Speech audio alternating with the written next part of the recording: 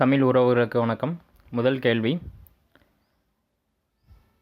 இப்போ நம்ம எதை பற்றி பார்க்க போகிறோம் அப்படின்னா, எட்டுத்தொகை, பத்துப்பாட்டு, சங்க இலக்கியங்கள், அதிலிருந்து வரக்கூடிய முக்கியமான வினாக்கள் மற்றும் தமிழ் தகுதி தேர்வில் அனைவருக்கும் அறிந்து கொள்ளும் விதமாக தான் இந்த பாடத்திட்டத்திலான கேள்வியை நம்ம கொடுத்துருக்கோம்.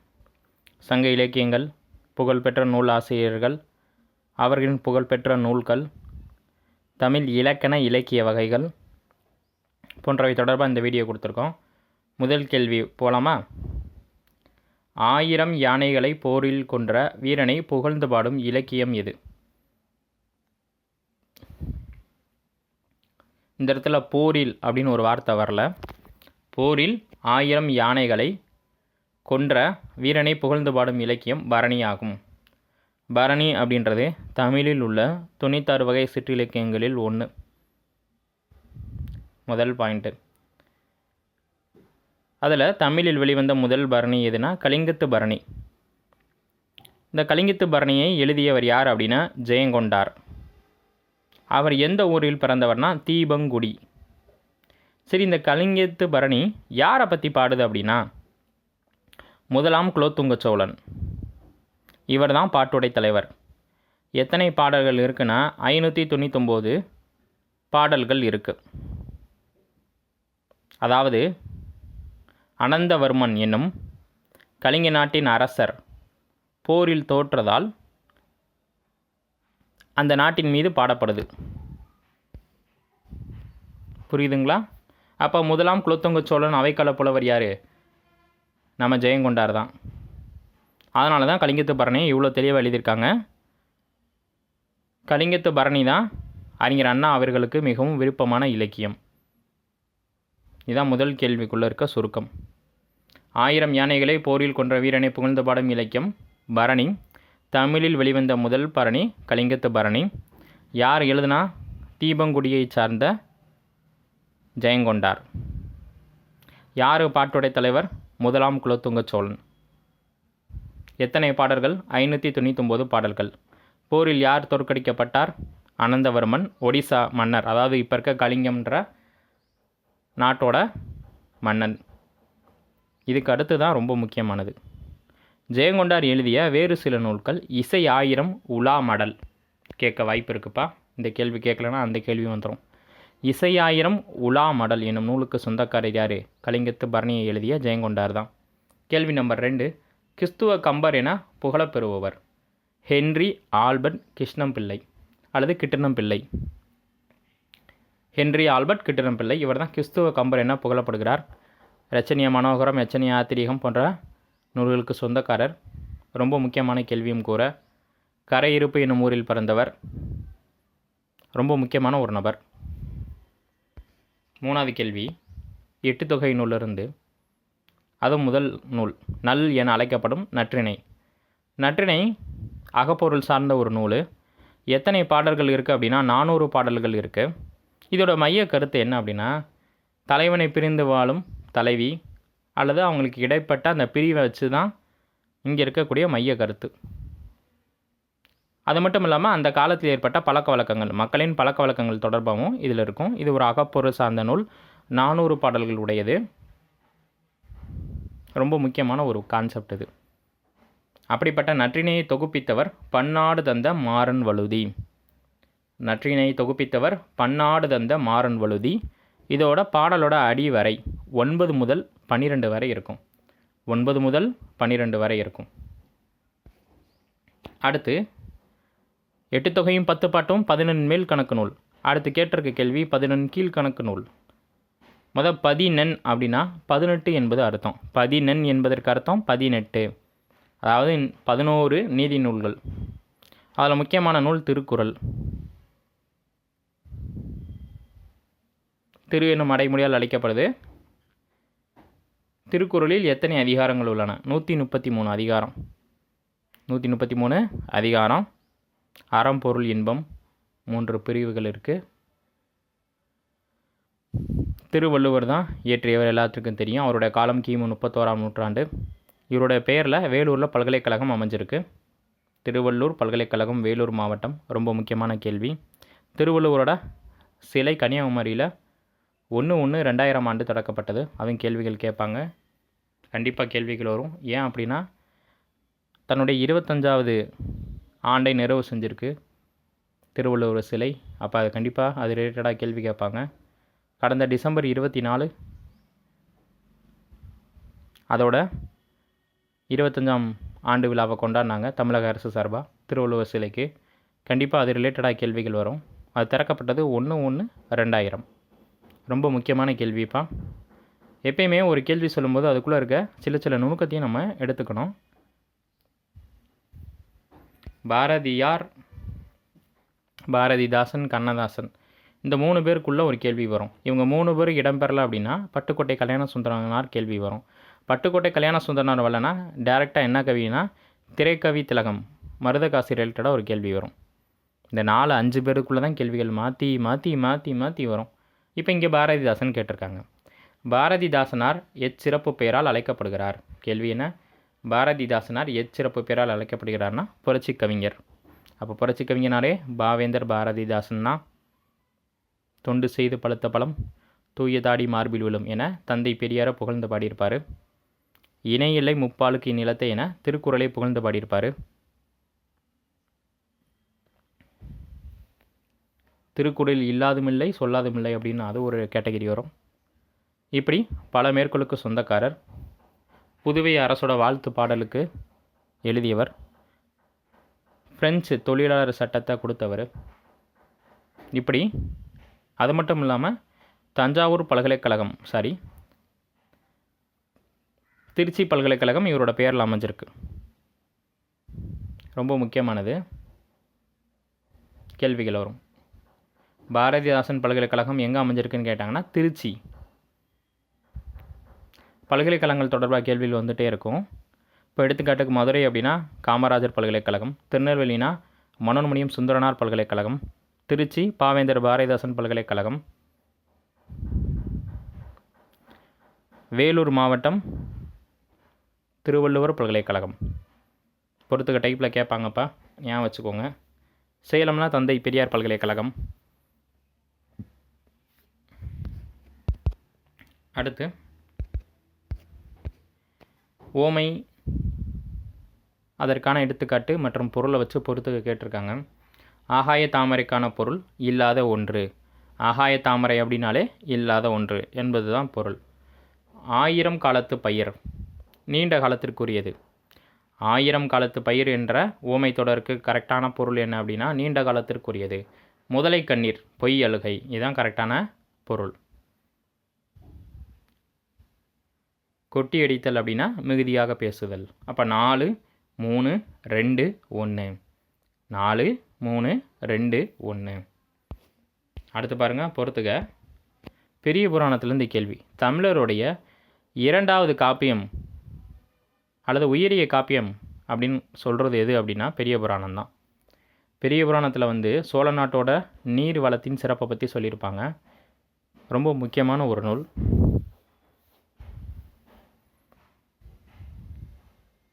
சேக்கிழார் எழுதினது. அதிலிருந்து ஒரு சொல்லும் பொருளும் கேட்டிருக்காங்க. மேதி என்பதற்கான பொருள் எருமை. மேதி என்பதற்கான பொருள் எருமை. சந்தம் என்பதற்கான பொருள் அழகு. சந்தம் என்பதற்கான பொருள் அழகு. கோதில் என்பதற்கான பொருள் குற்றமற்ற அல்லது குற்றம் இல்லாத. கோதில் என்பதற்கான பொருள் குற்றம் இல்லாத. அங்கனர் என்பதற்கு பொருள் சிவன். அங்கனர் அப்படின்னா உடல் முழுவதும் கண்களை உடையவர்னு அர்த்தம். கேள்வி பொருளும் கேட்பாங்க. உடல் முழுவதும் கண்களை உடையவர் சிவன். Option A. 2 3 4 1. உரையிடைப்பட்ட பாட்டுடை செய்யுள் என வழங்கப்படும் காப்பியம் எது? சிலப்பதிகாரம்.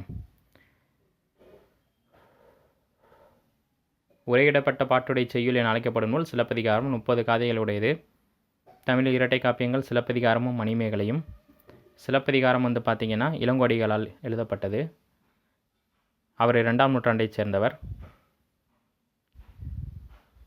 முத்தமிழ் காப்பியம், குடிமக்கள் காப்பியம், ஒற்றுமை காப்பியம், தமிழில் இருந்த முதல் காப்பியம், இப்படின்னு பல வகையான சிறப்பு பெயர்கள் இருக்குது சிலப்பதிகாரத்திற்கு. சிலம்பு கூட்டல் அதிகாரம் அப்படின்றதான் அதை பிரித்து எழுதுக நம்ம பயன்படுத்தணும். சிலம்பு கூட்டல் அதிகாரம் சிலப்பதிகாரம்.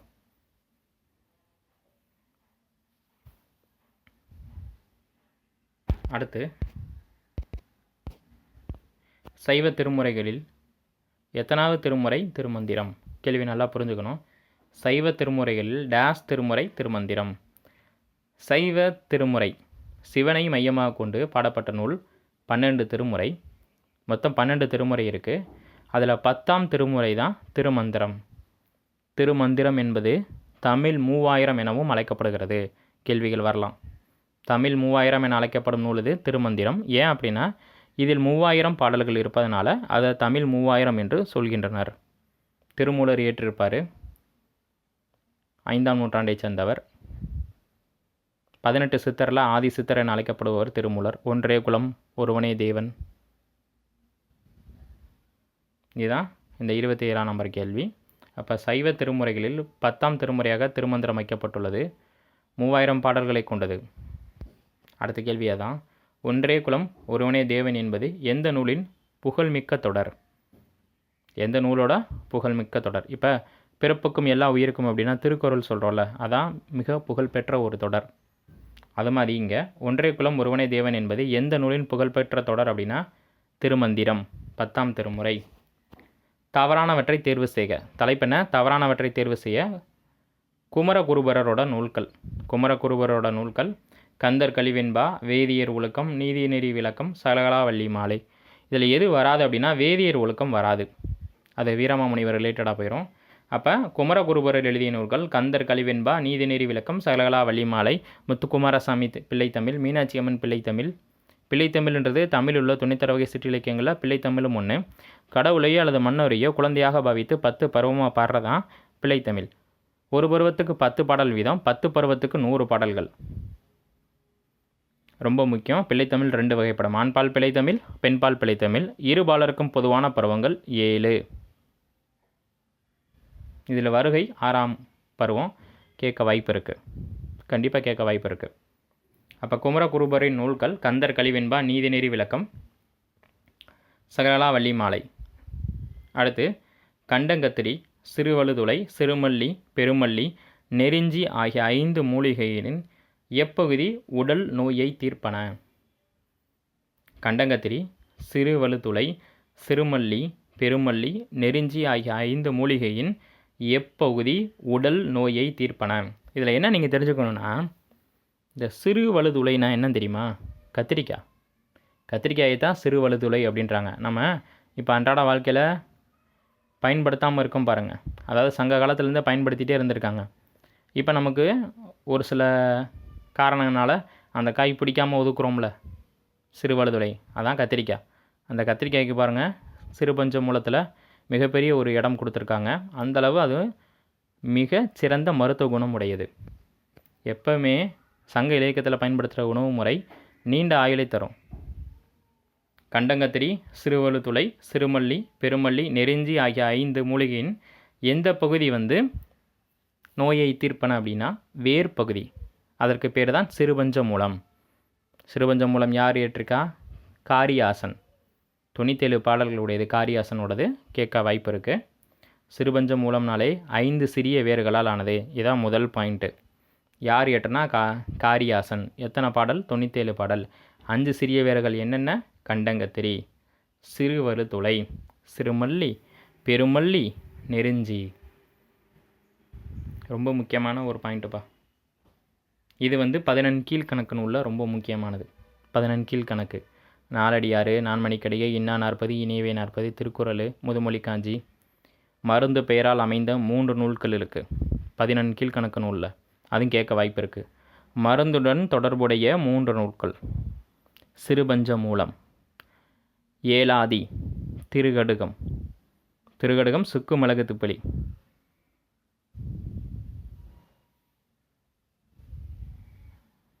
அது மட்டும் இல்லாமல் ஏலாதி, சிறுநாவற்பூ, லவங்கம், சுக்கு மிளகு துப்பிலி. இது எல்லாமே மருத்துவ குணம் சார்ந்த நூல்கள் தான். கேள்விகள் வரலாம். அடுத்துப்பா இந்திய நாட்டை மொழிகளின் காட்சி சாலை என குறிப்பிட்டவர் ச. அகத்தியலிங்கம்.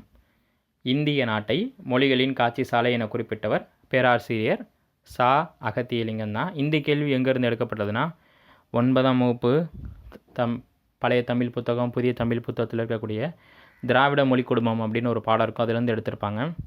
திராவிட மொழி குடும்பம் வந்து நிலத்தின் அடிப்படையில் 3ஆக பிரிச்சிருப்பாங்க. தென் திராவிடம், நடு திராவிடம், வட திராவிடம் அப்படின்னு. தற்போது திராவிட மொழிகள் மொத்தம் 28 இருக்குது. இருகலா, தங்கா, குறும்பா, சோழிகா அப்படின்னு 4 இப்போ சேர்த்துருக்காங்க. இந்திய நாட்டை மொழிகளின் காட்சி சாலை என குறிப்பிட்டவர் ச. அகத்தியலிங்கம். இப்படிப்பட்ட அந்த 28 திராவிட மொழிகளில் அதிக மக்களால் பேசப்படும் மொழி எதுன்னு கேட்டாங்கன்னா, திராவிட மொழிகளில் கேள்வி நல்லா உள்வாங்கிக்கணும். திராவிட மொழிகளில் அதிக மக்களால் பேசப்படும் மொழி எதுன்னு கேட்டாங்கன்னா தெலுங்கு. ஆன்சர் என்னது? தெலுங்கு. அதே இது திராவிட மொழிகளில் பழமையான மொழி எதுன்னு கேட்டாங்கன்னா தமிழ். திராவிட மொழிகளில் பழமையான மொழி எதுன்னு கேட்டாங்கன்னா தமிழ். அதிக மக்களால் பேசப்படும் மொழின்னு கேட்டால் தெலுங்கு. பழமையான மொழி எதுனா தமிழ். ரெண்டுக்கு வித்தியாசம் இருக்குது. கொஸ்டின்ஸ் ரொம்ப முக்கியம். பொது அறிவில் வினாக்களையும் வர வாய்ப்பு இருக்குது. அடுத்து, என்னுடைய சகோதரின் மரணத்தை விடவும் வள்ளியம்மையின் மரணம் பேரிடியாக இருந்தது என்று கூறியவர் யார்?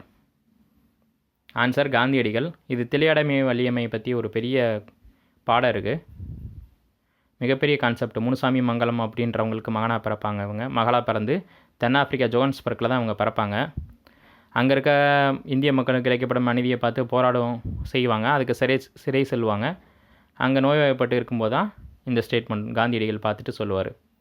என்னுடைய சகோதரின் மரணத்தை விடவும் வள்ளியம்மையின் மரணம் பேரிடியாக இருந்தது என்று கூறியவர் காந்தியடிகள். இவங்க தில்லையாடி வள்ளியம்மை ஜோகன்ஸ்பர்க்கில் பிறப்பாங்க. அவனோட பெற்ற பேர் முனுசாமி மங்கலம். கோஆப்டெக்ஸோட 600வது கிளைக்கு வந்து இவங்களுடைய பேரை தமிழக அரசு வச்சுருப்பாங்க. கேள்விகள் கேட்கலாம்.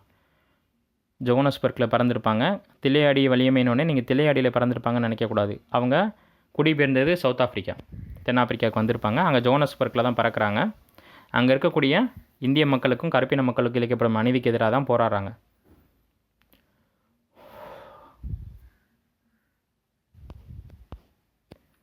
உடம்பார் அழியின் உயிரார் அழிவர் என்னும் கூற்று யாருடையதான்? திருமூலர். இந்த ஒன்றைய குலம் ஒருவனே திருவன், உடம்பு அழிவார், இந்த அர்த்தம்ட்டாலே திருமூலர் திருமந்திரம் தான். மணிமேகலை குறிப்பிடும் குற்றங்கள் எத்தனை அப்படின்னா 10. அதில் சொல் குற்றம், மனக்குற்றம் இதெல்லாம் இருக்குது. அதை பற்றி டீட்டெயில்டாக வீடியோ இருக்குது நம்ம சேனலில். மணிமேகலை குறிப்பிடும் குற்றங்கள் எத்தனை அப்படின்னா 10. சொல் குற்றம் இருக்குது, மனசினால் ஏற்படும் குற்றம் இருக்குது, நடத்தினால் ஏற்படும் குற்றம் இருக்குது. மொத்தம் 10 குற்றம். இதை மட்டும் பேசிக் கான்செப்ட் ஞாபகம் வச்சுக்கோங்க. மணிமேகலை இயற்றியவர் சீத்தலை சாத்தனார். கூல வணிகன். கூலம் அப்படின்றது என்னென்னா தானியங்களை விற்பனை செய்பவர். ரொம்ப முக்கியமான ஒரு பாடல். 30 காதைகள் இருக்கும். இப்போ நியூ புக்கில் மணிமேகலை பற்றி குறிப்பு நிறையா கொடுத்துருப்பாங்க. இதில் புகார் காண்டம், மதுரை காண்டம் எப்படி வந்து சிலப்பதிகாரத்தில் ரொம்ப முக்கியமோ அதே மாதிரி தான் இங்கேயும் வரும். குழம்பிடக்கூடாது. இதில் இப்போ நியூ புத்தகத்தில் வந்து சொல்லும் பொருளும் கேட்பாங்க. எப்படி கேட்பாங்கன்னா, ஓசுனர் என்பவர் யார், பாசவர் என்பவர் யார், காருகர் என்பவர் யார், சுண்ணம் என்பதின் பொருள் என்ன, இந்த மாதிரி கேள்விகள்லாம் வரும். இதுக்கு அர்த்தம் என்னென்னா நியூ புத்தகத்தில் தெளிவாக கொடுத்துருப்பாங்க. சுண்ணம் என்பது நறுமணப்பொடி. சுண்ணம் என்பது நறுமணப்பொடி. பாசவர் அப்படின்னா வெற்றிலை விற்போர். பாசவர் அப்படின்னா வெற்றிலை விற்போர். ஓசுனர் அப்படின்னா எண்ணெய் விற்போர். ஓசுனர் அப்படின்னா எண்ணெய் விற்போர். காருகர் அப்படின்னா நெய்பவர். காருகர் அப்படின்னா நெய்பவர். நொடை என்பதின் பொருள் விலை. நொடை என்பதின் பொருள் விலை. இந்த மாதிரி நிறையா சொல் பொருள் இதிலேருந்து கேள்விகள் வரும். தெளிவாக பார்த்துக்கோங்க. எதுக்கு இந்த ஒரு வீடியோலேயே நான் எல்லா கான்செப்டையும் சொல்கிறேன் அப்படின்னா, இந்த பாயிண்ட் ஆஃப் வியூலேருந்து தான் அவங்க கொஸ்டின்ஸ் கேட்பாங்க. அப்போ ஓல்டு நியூன்னு நீங்கள் ரெண்டையும் தெளிவாக படிச்சிட்டிங்கன்னா ஜஸ்ட்டு உங்களுக்கு ரீகால் பண்ண மாதிரி இருக்கும். இந்தியாவின் தேசிய பங்கு விகிதம். இந்நூலுக்குரியவர் மூச்சை விட்டு சென்ற நாள் 1956 டிசம்பர் 6. அம்பேத்கர் அவரோட இறந்த வருஷம், அவருடைய டேட்டு. அது சமூக நீதி நாளாக கடைபிடிக்கப்படுது. அவருடைய பிறந்த நாள் அதுவும் கேட்பாங்க. ஏப்ரல் 14 சமூக நீதி நாள். இது வந்து இறந்த வருஷம் 1956 டிசம்பர் 6. அவர் எழுதிய நூல் தான் இந்தியாவின் தேசிய பங்கு விகிதம் அப்படின்னு. ரொம்ப முக்கியமானது. இந்திய அரசியலமைப்பில் டிராஃப்டிங் கமிட்டியோட சேர்மனாக இருந்து இந்திய அரசியலமைப்பு உருவாக மிகப்பெரிய காரணம். கோட்டோவியங்கள் என்பது 3 கோடுகளும் வரைவது. கோட்டோவியங்கள் என்பது 3 கோடுகளும் வரைவது. தமிழர் வளர்த்த நுண்கலைகளில் முன்னணி நிற்கும் கலை ஓவியக்கலை. தமிழர் வளர்த்த நுண்கலைகளில் முன்னணியில் நிற்கும் கலை ஓவியக்கலை.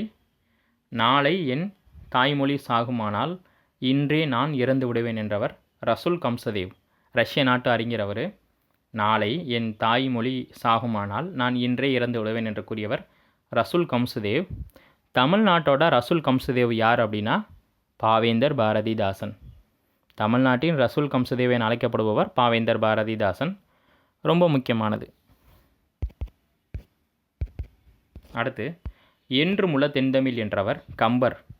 என்று முல தென்தமிழ் என்ன அர்த்தம் அப்படின்னா தமிழோட தொன்மையை பற்றி சொல்கிறாங்க. இந்த உலகம் தோன்றும் போதே தமிழ் மொழியோடு தான் தோன்றியிருக்கு அப்படின்னு, நாகரிகத்தின் அடையாளம் தமிழ் மொழி தான் அப்படின்னு சொல்கிறாரு கம்பர்.